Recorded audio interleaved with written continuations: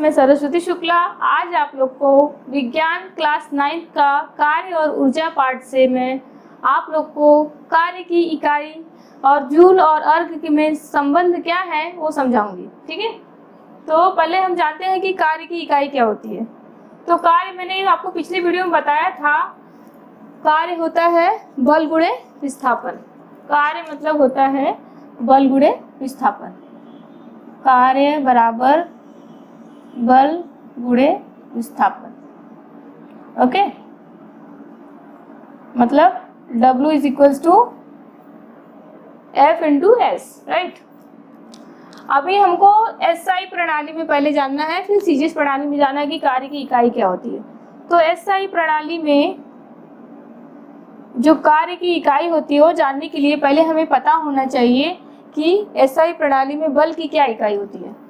तो SI प्रणाली में बल की इकाई क्या होती है? बल की इकाई न्यूटन होती है, राइट।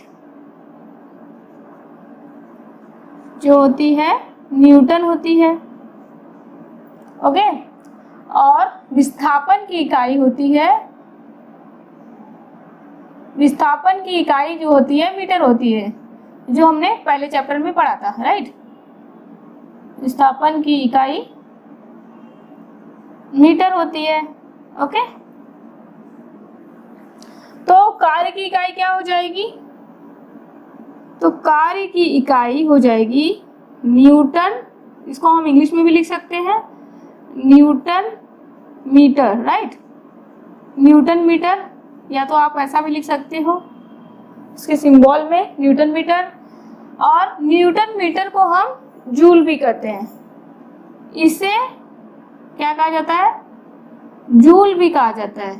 ओके, मतलब कि जो SI प्रणाली में बल की इकाई है न्यूटन और विस्थापन की इकाई मीटर है, तो कार्य की इकाई क्या हो जाएगी? Newton metre.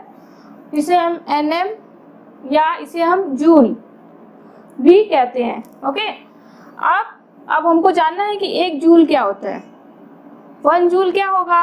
हमने क्या सीखा था परिभाषा उसकी? किसी पिंड पर जब हम बल लगाते हैं, तो अगर हम 1 जूल की बात करें तो कैसे होगा वो? जब हम किसी पिंड पर 1 न्यूटन का बल लगाएंगे तो उसके कितना विस्थापन होगा? 1 मीटर का विस्थापन होगा। तो किसी पिंड पर 1 न्यूटन, या आप डायरेक्ट ऐसा लिख सकते हैं 1 न्यूटन बल लगाने, ओके, लगाने की क्रिया से लिख सकते हो आप, लगाने, ओके, की क्रिया से पिंड द्वारा 1 मीटर, ओके, 1 मीटर का विस्थापन, ओके, विस्थापन मतलब एक जगह से दूसरी जगह पे उसका परिवर्तन होता है, स्थान परिवर्तन, विस्थापन होता है। तो जो कार्य हुआ, तो 1 जूल, जो कार्य हुआ क्या होता है? 1 जूल कार्य होता है, राइट। 1 न्यूटन बल लगाएंगे किसी पिंड पे तो उसका विस्थापन कितना होगा? 1 मीटर होगा। तो किया गया कार्य क्या हो जाएगा? 1 जूल हो जाएगा। तो किया गया कार्य 1 जूल होगा, राइट। अब हम इसी को CGS प्रणाली में जानेंगे। तो CGS प्रणाली में, ओके, अभी हमने SI प्रणाली जाना, अब हम CGS प्रणाली जानेंगे। तो CGS प्रणाली में क्या होता है? बल की इकाई सबसे पहले हमें ये पता होना चाहिए। तो बल की इकाई होती है डाइन। न्यूटन की जगह पे आप क्या लिखोगे? डाइन। ओके, इंग्लिश में हम DYNE, डाइन बोलेंगे। ओके, और विस्थापन की इकाई क्या होती है? Centimetre, right. विस्थापन की जो इकाई होती है, इकाई क्या होती है? सेंटीमीटर होती है। ओके,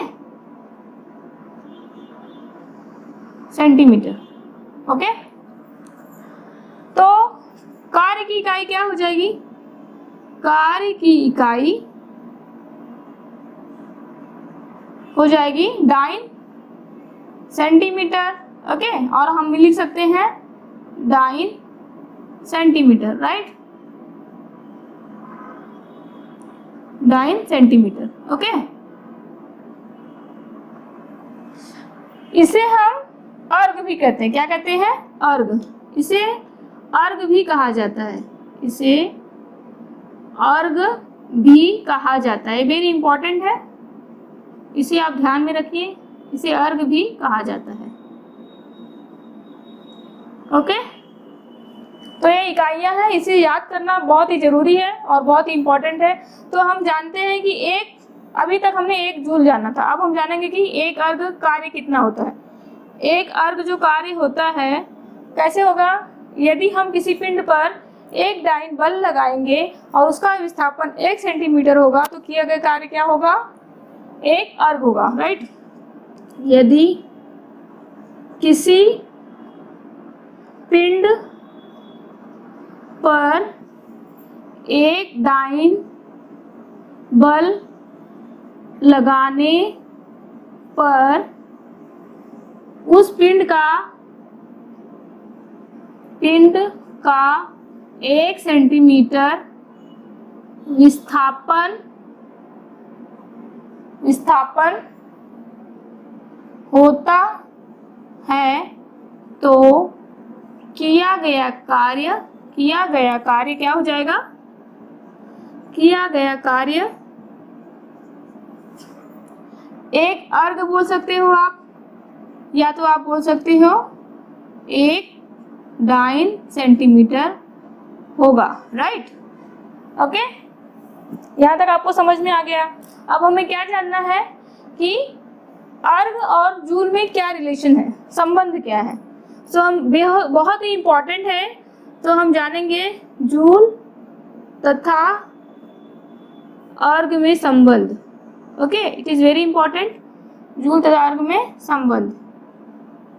ओके, सो इसके लिए हमें पता होना चाहिए कि 1 न्यूटन कितना होता है। 1 न्यूटन होता है 10⁵ डाइन।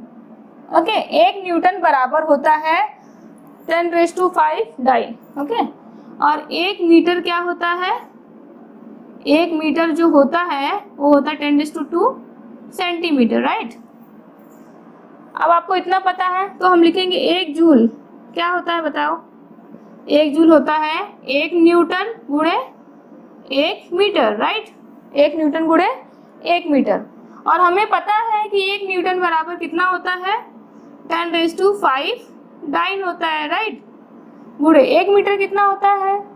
1 मीटर होता है 10⁵ सेंटीमीटर। ओके, अब हमने 8वीं कक्षा में पढ़ा था a⁻m गुणे a⁻n। हमने 8वीं कक्षा में क्या पढ़ा था? a⁻m गुणे a⁻n क्या होता है? a⁻m प्लस n होता है। ये सूत्र हमने पढ़ा था, राइट। तो इसका उपयोग करके हम लिख सकते हैं 10 जो बेस है सेम है तो 5 + 2 7 होगा, राइट। और ये क्या हो जाएगा? Dyne centimetre, right. अब हमको ये पता है कि जो डाइन सेंटीमीटर होता है वो अर्ग भी होता है, राइट। तो हम यहाँ लिख सकते हैं 10⁷ dyne is equals to dyne centimetre क्या हो जाएगा? अर्ग हो जाएगा। ओके, तो हमें क्या कंक्लूजन मिला? 1 जूल बराबर क्या होगा? 1 जूल बराबर क्या हो जाएगा? 10⁷ अर्ग। ये बहुत ही इंपॉर्टेंट है, एग्जाम में ऐसे क्वेश्चन जरूर पूछे जाते हैं। ओके, ये 2 मार्क्स के लिए एग्जाम में आ सकता है। आई होप आपको ये बहुत अच्छे से समझ में आ गया है। इसकी प्रैक्टिस अच्छी रखिए क्योंकि एग्जाम में इसकी इकाइयाँ पूछी जा सकती हैं और ये आपका बेस है विज्ञान का। आगे 10th में 11th 12th में जो साइंस लेंगे उन्हें ये सब जरूर आना चाहिए। ओके, तो इसकी अच्छी प्रैक्टिस कीजिए। नेक्स्ट वीडियो में हम लोग इसके उदाहरण हल करेंगे। Thank you so much.